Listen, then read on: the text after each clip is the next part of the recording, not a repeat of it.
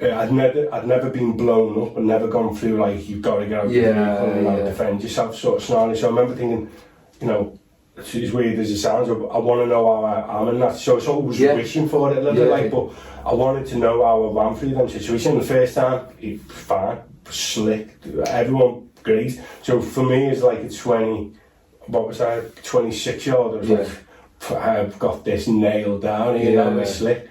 Then it happened another time. It's like we are a proper slick unit, like. And then it was only the last one where I got hit, and I was like, well, hang on.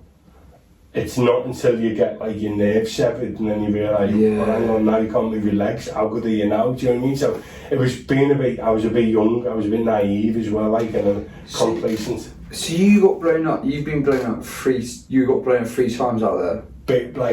Big times, yeah. Like what, in a vehicle? Yeah, like roadside bomb or all roadside bombs. Just. What is that like? What is the experience of getting blown up like?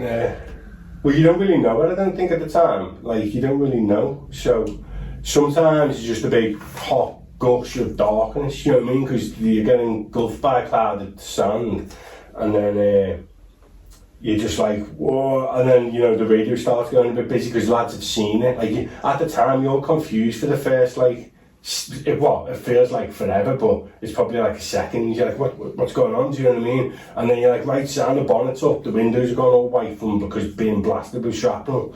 Because the windows are all obviously armour, and once you smash, like if you shoot an armour, the window goes like a snowball, doesn't it? Yeah. So our windows all go snowy every time we get blew up, like. And then once you've got your head round, right, we've been blown up, then you switch on, do you know what I mean? Then the rear gun is ready to like fire out the back, or you're thinking about, can we drive on? Is the car destroyed? What are we going to do? We're going to get out. Where's the vehicle? Come back and get us. Do you know what I mean? Because we've got to jump in yours. So we have to burn the vehicle out because it's got like all the radios in there and stuff like that, and there's gear and you don't want to leave behind for anyone. So sometimes you have to burn them out. Sometimes you tow them. If you could tow it back, like, do you know what I mean? The Yanks with like Blackwater and that, they caused us a few times to get blown up, like, or at least once or twice. We had a big RPG attack once, and they went through a village before us, and there were like people coming near them, so you just start shooting willy-nilly, carefree, not thinking, do you know what I mean? Rather than, hang on, do we really need to, maybe he's just not seen us, so he's coming too close and he's not using his head, or he's never seen PSD. Right, so rather than fire the flare or wave a flag, because you have rules of engagement, you've got to play by the rules. So you'd wave a flag. I mean, you don't really ever get to the point because normally they're straight in, but you could shoot mini flares at the car, do you know what I mean? Bang, get back, what's going on? The sign saying, do not come within 100 metres or you'll be shot. So, you know, but a lot of them can't read, do you know what I mean? It's just the way it is. But then you'd shoot the windscreen, then you'd shoot the radiator to try and shut the car down, then you shoot the windscreen, then you shoot the driver to stop it coming in. But sometimes the Yanks should just go straight to bang, boom, kill a family, boom. Next day we go through there without knowing that, and then we get blown up because it's just another Western car coming through trying to kill our kids or whatever, which you can understand, you know what I mean? So yeah, they were the cause of like we got attacked by RPGs once, like, and we had helicopters above us, but they were like there was an ambush for us and we took a different route, like, you know what I mean? But so the last time, because you sustained quite bad injuries, didn't you? Like what? So you severed your... it was all shrapnel really, but we'd just gone to Baghdad to pick up a new guy because we were short of a guy. And on the way back down, this is the first day in country, like, you know what I mean, it was a bit jet like, but on the way down we were going through a police checkpoint, and we always knew police checkpoints, as much as you think the police over here are good guys, over there police generally were the bad guys, like. So as we were driving through the checkpoint, you're always a bit more like, hang on, switch on guys, you know what I mean? So we went through a checkpoint about 40 minutes out of Baghdad, and sure enough we got blew up, and it just felt like someone hit us with a giant shovel. Like, I didn't know it was hurt, but I knew I was shocked again, you know, like disorientated. I was like, what was that? Do you know what I mean? The car started to go on fire, like, and So I picked up my weapon ready to get out. Oh no, as we were coming, we started spinning down the road. So the car went into a big spin, started doing 360s. And like people say, like, you know, just before you're about to die, what's it like to go in slow motion? I'm telling you, it was absolute slow motion for me. Like, because as we were spinning, I was like, I could see potholes, like, from previous explosions and stuff. I was like, I knew if we hit them, the car was going to roll. And if the car rolls, all the armour buckles and you can't get out the doors, and when you go on fire, which we already were, we weren't getting out the car. Like, so a lot of lads either in Iraq got killed by drowning because they went into an irrigation channel, buckled the doors, they couldn't get out, they drowned, or a lot got burned to death where you couldn't get out. I mean, they're designed to not let no one in, and if you crimp them, you can't get out either. So I remember grabbing the wheel off my driver, who was a very experienced lad as well, and I just remember thinking, I don't even know what I was trying to do, but I was just trying to avoid these oulders we were spinning, like. And then we come to a stop in the central reservation, which was like, it was called Route Tampa, which is like the M6 basically for the UK, like.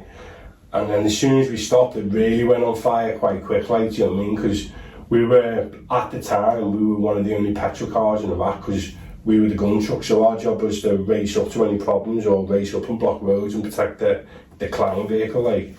And they thought the logic, petrol's faster than diesel, blah blah blah, but petrol is also very flammable, like, now it's all diesel, like.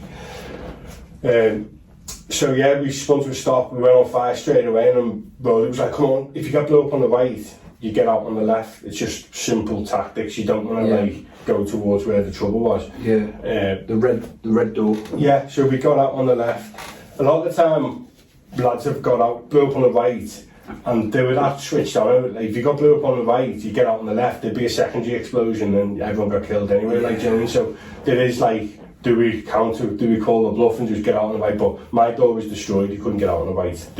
Everybody was like, let's get out on the left. So the driver was like, can you get out? And I was like, well, I'm trying. And every time I was trying, I was going to the right, and he's like, well, what are you doing? Sort of thing, like, do you know what I mean? You're going the wrong way. But because my right arm was hit with shrapnel on my right leg, they cut the nerves in my arm and my leg. So it doesn't matter how fit you are, because I was mega fit at the time, I was strong. If you take the wires out of that plug, you ain't switching the light on, do you know what I mean? It's not how good the muscle is or the cable, it's just not going on. So I was trying to use my leg, but the only ones that were working was the left hand side, so it was pushing me the wrong way. So we figured that out within about 2 minutes, and he just grabbed me by my weapon and just dragged us out. So I grabbed my gun, I picked my gun up, it was like just half a stock, it'd been blown clean in half, like. So I always used to put it towards, so I was by the door, I was the right hand side, which would be the driver's side in the UK, but we're in American cars. So I'd always put it by my leg, so it'd gone through my weapon, which I think probably saved my leg, like, to be honest. And it'd gone through the door, and I'd always put my head by the column between the two windows, thinking, well, again, there's probably no logic, but in my head, I was like, it's stronger, it's built it, you know what I mean? I'm going to put my head there. And there was a hole, giant hole through the window where it sent an AFP through the window, because they were clever, mate, you know what I mean? They had some Gucci stuff over there. So yeah, I was like, right, he dragged me out. As we got out, I think the police started shooting at us and doing, trying to cause us bother. We just get in the other cars, come back, turn around, pick us up, and they're like, right, what do? We either go down a little bit to this other camp called, I think it was Kalsu in Iraq, or we go back through the checkpoint, which is like, it doesn't make no sense, because we know we've just been attacked via that checkpoint.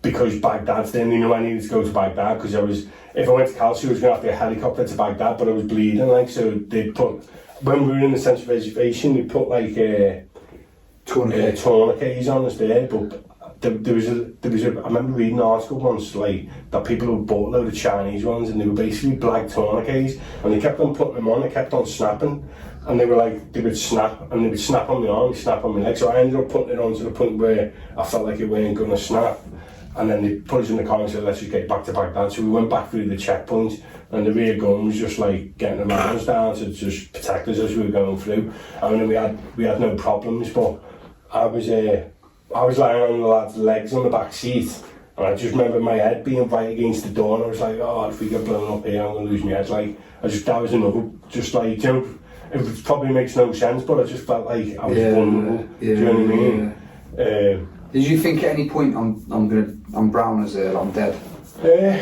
Nah, because I didn't feel it. I didn't feel hurt until I got on the car.